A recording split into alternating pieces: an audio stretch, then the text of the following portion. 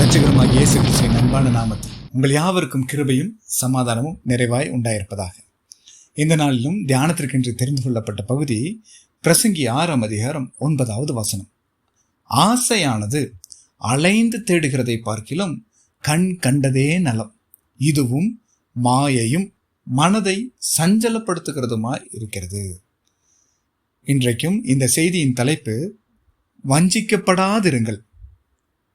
பாருங்க, இந்த வசனம் தொடக்கத்தில் இப்படி இருக்குது, ஆசையானது அலைந்து தேடுகிறதை பார்க்கிலும் என்று.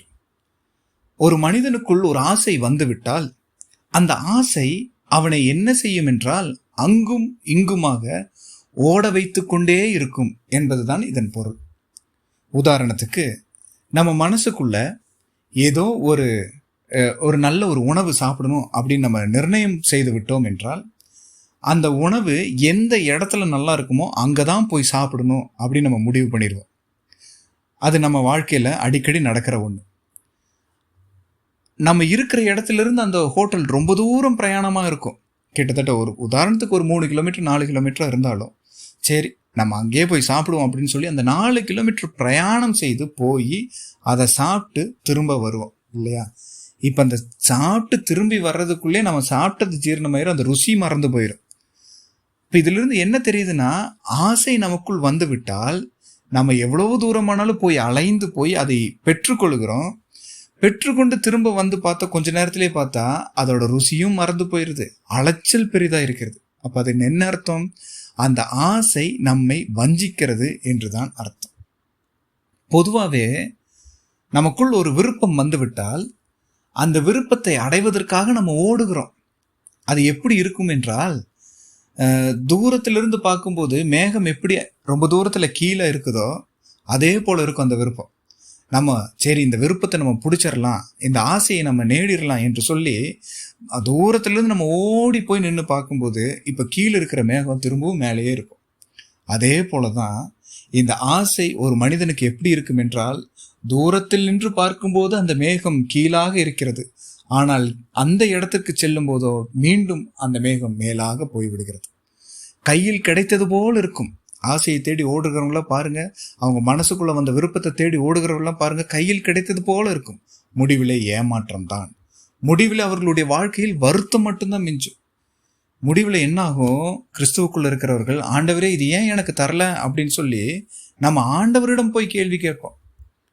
ஆண்டவர் கேட்பார், ஏப்பா இது நான் தரேன்னு உனக்கு சொன்னேன்னா நீயா ஒரு முடிவு பண்ணிட்டு அந்த விஷயத்தை எனக்கு வேணும்னு சொல்லி அதுக்காக ஓடுற, என்கிட்ட ஒரு வார்த்தை கூட கேட்கல, அங்கும் இங்கும் அலைஞ்சிட்டு உன் பலனை தொலைச்சிட்ட, உன் சம்பாத்தியத்தை தொலைச்சிட்ட, உன் நேரத்தை எல்லாம் தொலைச்சிட்ட, இப்ப வந்து ஏன் தரலன்னு என்கிட்ட கேட்கிற, என்கிட்ட நீ கேட்டியா அப்படின்னு ஆண்டவர் கேட்பார்.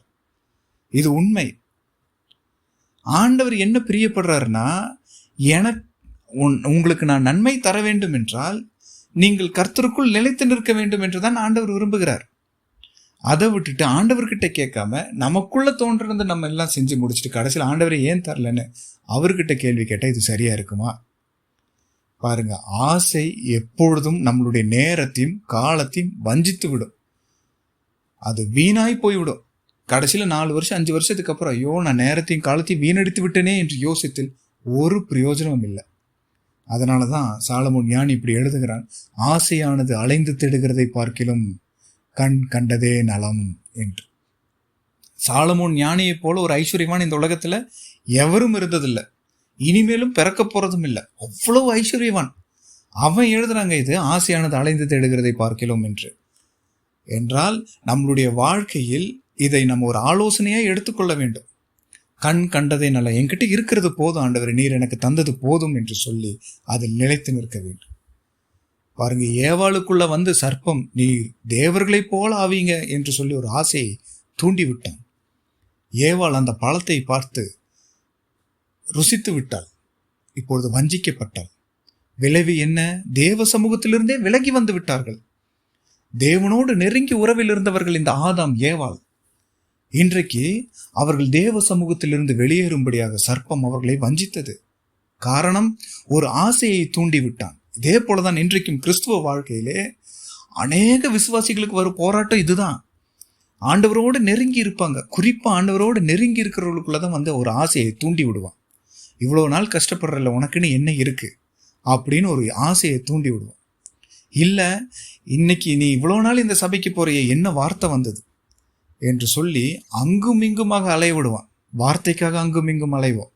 இந்த பிரசங்கியார் நல்லா இருக்கிறாரு, அங்கே நல்லா இருக்குது என்று போவோம். பூமிக்குரிய ஆசீர்வாதத்துக்காகவும் அலைந்து திரும்பும். கடைசியில் நம்ம எங்கேயும் நிலைச்சு நிற்க மாட்டோம். ஆண்டவருடைய சமூகத்தை விட்டு பின்வாங்கி வந்துடும். இன்றைக்கு கர்த்தர் உங்களுக்கு கொடுத்த இடத்தில் நிலைத்து நில்லுங்கள். கர்த்தர் உங்களுக்கு கொடுத்த ஆசீர்வாதத்தில் திருப்தியாயிருங்கள். கர்த்தர் உங்களுக்கு தந்த வாக்கு தத்தத்தில் நிலைத்து நிறுங்கள். கிறிஸ்துவுக்குள் நிலைத்து நில்லுங்கள். அப்பொழுது நாம் வஞ்சிக்கப்படாத இருப்போம். ஆண்டவர் இயேசு கிறிஸ்துவை சொல்லியிருக்கிறார், கடைசி காலத்தில் வஞ்சிக்கப்படாதிருங்கள் என்று. இதோ அங்கே கிறிஸ்து இருக்கிறார், இங்கே கிறிஸ்து இருக்கிறார் வந்து உங்ககிட்ட சொல்லுவாங்க. நீங்க அங்கேயும் இங்கேயும் ஓடி வஞ்சனைக்கு அகப்பட்டு விடாதீர்கள் என்று ஆண்டவர் இயேசு கிறிஸ்து நமக்கு கூறியிருக்கிறார். என்றால் நம்மளுடைய வாழ்க்கையில் மிகவும் ஜாக்கிரதையாக இருக்க வேண்டும். வசனத்தில் நிலைத்து நிற்க வேண்டும். ஆண்டவர் நம்முடைய கரத்தில் தந்த இந்த வசனத்தில் நிலைத்து நிற்போம். வஞ்சிக்கப்படாது இருப்போம். கர்த்தருடைய வருகையில் கர்த்தரோடு கூட பரலோகத்தில் சேர்த்து கொள்ளப்படுவோம். அவருடைய வருகை மிக மிக சமீபமாயிருக்கிறது. ஆகவே வஞ்சிக்கப்படாதிருந்து கிறிஸ்துவுக்குள் நிலைத்திருப்போம். கர்த்தர் தாமே இந்த வார்த்தைகளை ஆசீர்வதிப்பாராக. ஆமென், ஆமென்.